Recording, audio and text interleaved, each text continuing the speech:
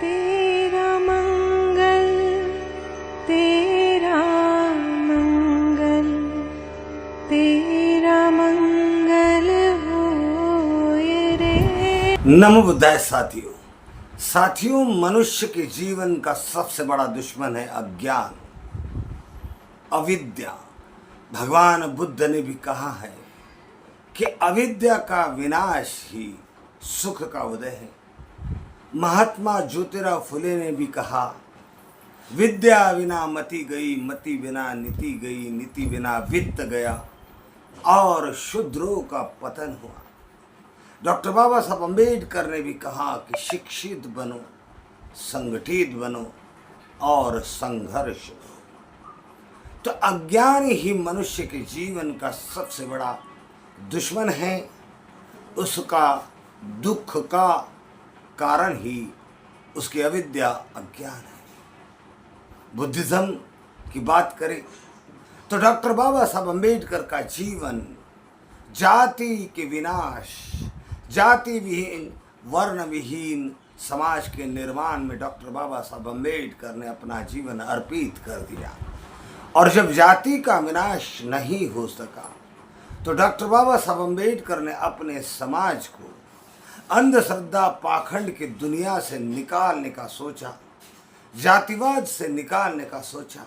Doctor बाबा साहब अम्बेडकर ने सोचा कि जिस धर्म में अंध मान्यताएं हैं, रूढ़ी परंपराएं हैं, अज्ञान ही अज्ञान है, कपोल कल्पित बाती है, और जहां मनुष्य को धर्म के अधीन कर दिया, स्वावलंबी बनने के रास्ते उसके रोक कर उसे परावलंबी ईश्वरवादी बना दिया, ऐसे में व्यक्ति अपना विकास कर नहीं सकता, उन्नत हो नहीं सकता। बहुत सोच कर और बहुत गहन अध्ययन करके डॉक्टर बाबा साहब अम्बेडकर ने इसी भारत भूमि का वैज्ञानिक धर्म, जिसमें जातिवाद नहीं, जिसमें वर्णवाद नहीं, जिसमें रूढ़िवाद नहीं, जिसमें अस्पृश्यता नहीं, इस धर्म को चुना और अपने समाज के 5 लाख लोगों को बौद्ध धर्म की दीक्षा लेकर उन्हें हिंदुत्व से निकाला, उन्हें जातिवाद से निकालकर बुद्धिज्म की ओर ले आए। और जब डॉक्टर बाबा साहब अम्बेडकर ने 1956 में दीक्षा दी तो उन्हें यह आशा थी कि केंद्र सरकार उनके लोगों की परिस्थितियों को देखकर, उनका पिछला बैकग्राउंड देखकर उन्हें रिजर्वेशन देगी ही देगी। लेकिन चूंकि डॉक्टर बाबा साहब अम्बेडकर ने 1950 में रिजर्वेशन बनाकर संविधान में जो योजनाएं बनाए, जो कानून बनाए, वो कानून हिंदू धर्म के अस्पृश्य लोगों के लिए रिजर्वेशन का प्रावधान उन्होंने कर चुके थे। नेहरू एंड पार्टी ने उन्हें यही जवाब दिया कि आपने ही इस संविधान में जो प्रावधान किए हैं वो हिंदू धर्म की अस्पृश्य जातियों को बराबरी का दर्जा लाने के लिए दिए हैं।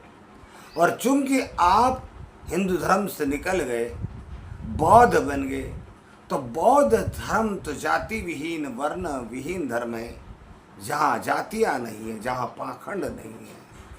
तो आप अब सामान्य प्रवर्ग में आते हैं तो सामान्य लोगों के लिए रिजर्वेशन का प्रावधान संविधान में नहीं, तो हम किस बेस पर आपको रिजर्वेशन देंगे। तो इस प्रकार महाराष्ट्र के जिन लोगों ने बौद्ध धर्म अपनाया, बौद्ध बने, उन लोगों को कई वर्षों तक रिजर्वेशन का लाभ नहीं मिला। लेकिन जिन लोगों ने बौद्ध बन जाने के बाद भी धर्म हिंदू और जाति महार लिखी, उन्हें रिजर्वेशन का लाभ जरूर मिला। आज भी बाकायदा स्कूलों में, सरकारी दफ्तरों में वहाँ के बौद्धों को यही कहा जाता है कि यदि धर्म हिंदू और जाति महार हो तो ही आपको रिजर्वेशन मिलेगा। और इस रिजर्वेशन को पाने के लिए वहाँ का बौद्ध व्यक्ति अपना धर्म हिंदू और जाति बौद्ध, जाति महार लिखता है, मातंग लिखता है, चमार लिखता है, या जो कुछ भी उसके अस्पृश्य जाति है उसको लिखता है और रिजर्वेशन पाता है। यानी रिजर्वेशन बुद्धिज्म के विकास में, बौद्ध धर्म के विकास में बहुत बड़ा रोड़ा बन चुका है, ऑब्स्टिकल बन चुका है। धम्म बंधु, वीपी सिंह जब प्राइम मिनिस्टर बने तो वीपी सिंह ने कन्वर्टेड बुद्धिस्ट लोगों को भी शेड्यूल्ड कास्ट का लाभ मिले इसका प्रावधान किया और इसी के कारण क्रमांक 37 के आधार पर महाराष्ट्र में कन्वर्टेड बुद्धिस्टों को आरक्षण का लाभ मिलता है। लेकिन ये बात जन जन तक पहुंचाने का काम कार्यकर्ताओं का था, जो भी संगठन चलते उन संगठन के नेताओं को था। लेकिन उन लोगों ने ये महत्वपूर्ण बात गांव की जनता तक पहुंचाने के लिए कोई प्रयास ही नहीं किया। ये इतनी बड़ी बात कि कन्वर्टेड बुद्धिस्ट को क्रमांक 37 में रखा गया है और उस बुद्धिस्ट को रिजर्वेशन का लाभ मिलता है। ये जन जन तक पहुंचानी चाहिए थी, गांव गांव तक पहुंचानी चाहिए थी। एक आंदोलन छिड़ जाना चाहिए था कि अब बेखौफ होकर अपना धर्म बौद्ध लिखी और कास्ट के कॉलम को खाली रखी और 37 क्रमांक के फॉर्म को भरकर वही सर्टिफिकेट ले तो सारे के सारे बौद्ध माने जाते।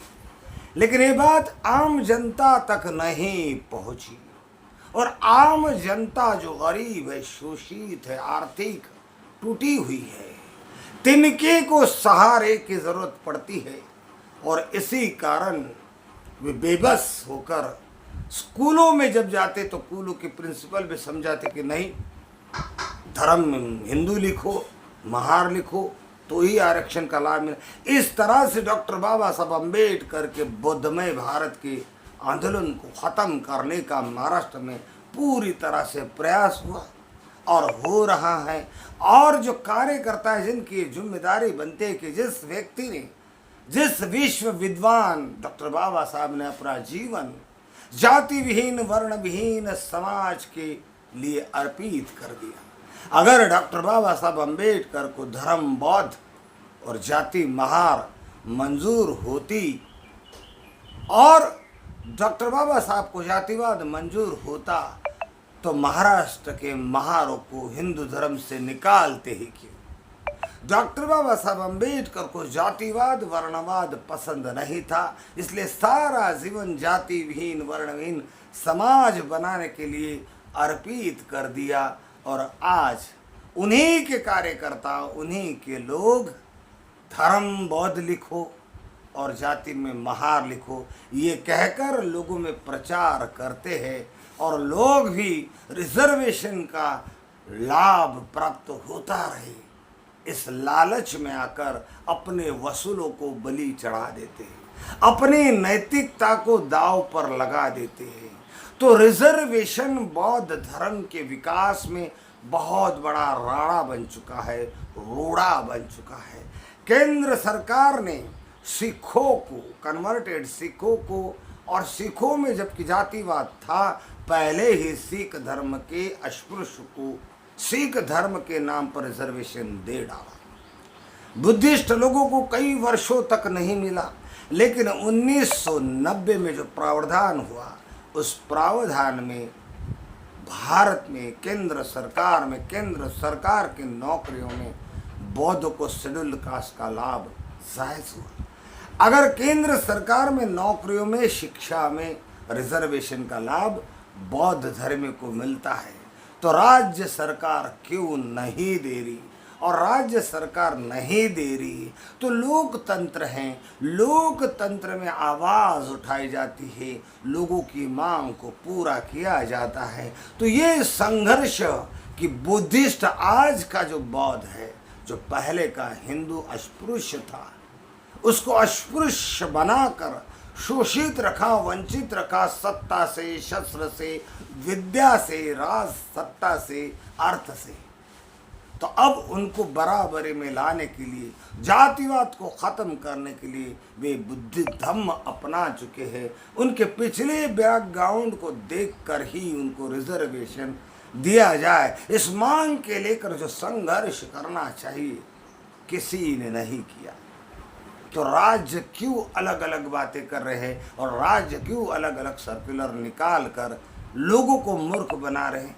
इस तरफ हमारे अम्बेडकरवादियों का ध्यान जाना चाहिए था और इसको गहन मुद्दे को गंभीरता समझकर संघर्ष करना चाहिए। जबकि मैं देख रहा हूँ कि महाराष्ट्र में अधिकतर लोग निकल पड़े हैं जो लोगों को ये गलत सलाह दे रहे हैं कि धर्म बौद्ध लिखो और जाति महार लिखो या जो जाति है आपकी लिखो। तो फिर डॉक्टर बाबा साहब अम्बेडकर के आंदोलन करने का क्या तात्पर्य रहा? उनके जीवन समर्पित कर देने का, उनको जीवन जला देने का क्या अर्थ हुआ? ये किसका अपमान है? उस महान पुरुष का अपमान है। और जो जातिवाद का सांप, जिसे मनवाद मारने के लिए तैयार नहीं, मनवाद चाहता है कि जातिवाद जिंदा रहे। जो लोग जातियों में फंसे थे वो फंसे ही रहे। अगर आप जातियों में फंसे रहते हो, अपने आप को अस्पृश्य मानते हो, अपने आप को दलित मानते हो, चमार मानते हो, महार मानते हो, मातंग मानते हो, वृषल मानते हो, जो भी निम्न जाति के मानते हो, तो ही हम आपको रिजर्वेशन देंगे। यानी वो जातिवाद को जिंदा रखना चाहते, जातिवाद को ख़त्म करना नहीं चाहते। और आज के अपने आप को विद्वान समझने वाले अम्बेडकरवादी उनकी इस चाल को समझ भी रहे हैं, लेकिन उनके जाल में फंसे रहना चाहते। साथियों, हम यहाँ इतना ही कहेंगे, अगर बुद्धिज्म में जातिवाद होता, वर्णवाद होता और जातिवाद का बुद्धिज्म समर्थन करता, वर्णवाद का बुद्धिज्म समर्थन करता, तो डॉक्टर बाबा साहब अम्बेडकर मूर्ख नहीं थे कि लोगों को बौद्ध धम्म देने की सलाह लेने की सलाह देते। ना स्वयं बुद्धिस्ट बनते, ना अपने अनुयायी को बुद्धिस्ट बनाते। लेकिन बाबा साहब के बाद बाबा साहब के ही कार्यकर्ता बाबा साहब को ही कलंकित करें, उनके जीवन को बर्बाद करे, ये अमूमन मेरे सामने आ रहा है। हर कोई लिख रहा है, हर कोई बात कर रहा है कि नहीं, धर्म बौद्ध और जाति महान। ये कौन लोग हैं? किन लोगों ने नहीं ये अधिकार दिया कि बुद्धिज्म वर्ण विहीन, जाति विहीन धर्म होते हुए भी तुम अगर बौद्ध धर्म में आ रहे हो तो अपनी जाति लेकर आओ। धिक्कार है ऐसे लोगों पर कि जो बौद्ध धर्म, जो विशुद्ध धर्म है, वैज्ञानिक धर्म है, मानवतावादी है, समतावादी है, बंधुत्ववादी है, ऐसे धर्म को बर्बाद करने का अधिकार केवल रिजर्वेशन के लिए तुम्हें किसने दिया? जिन्हें रिजर्वेशन चाहिए अपने जातियों के नाम पर चाहिए, जिन्हें जातियों से लगाव है, वो रिजर्वेशन बाकायदा धर्म, हिंदू और अपने जात लगा कर ले तो खुल कर आए मैदान में कि हम बुद्धिस्ट नहीं।